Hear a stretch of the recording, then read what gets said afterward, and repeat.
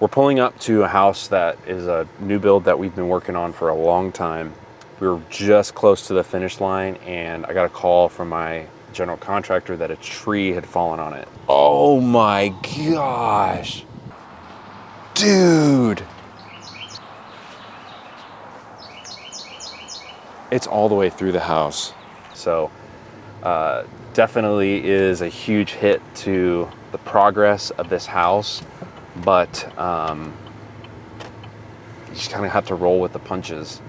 It's been sitting for about a month and a half now with an open roof and lots of rainstorms. I think it's pretty moldy on the inside. Insurance is supposedly finalizing what they're going to be paying out on it, and really hoping that we can get the cost of this thing covered. But from the looks like it, we're gonna have to tear it down, which totally sucks. But let's go check it out. Dude, this is why insurance is a non-negotiable.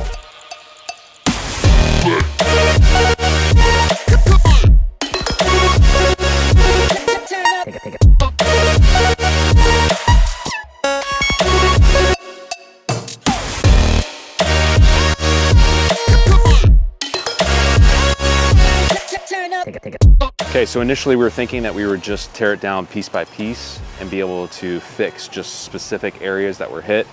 But it's looking like we're gonna have to tear the place down, back down to the foundation, which totally sucks. It sets us back a good amount of ways, but you know what? It is what it is, and it just reinforces the fact that always insure your stuff. If we didn't have an insurance policy on this, we would have been pretty well screwed on it. But there's not much you can do about it, man. It's neighbor's tree.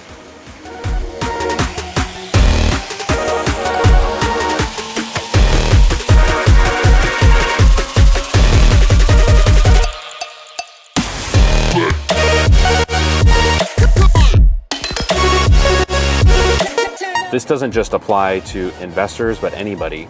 If you have an insurance claim on a property and you feel like your insurance company isn't paying out what is a fair amount to cover the cost of construction or rebuilding or whatever it is, you can go back and forth with the adjuster and have hard numbers, costs that potentially increase your insurance payout.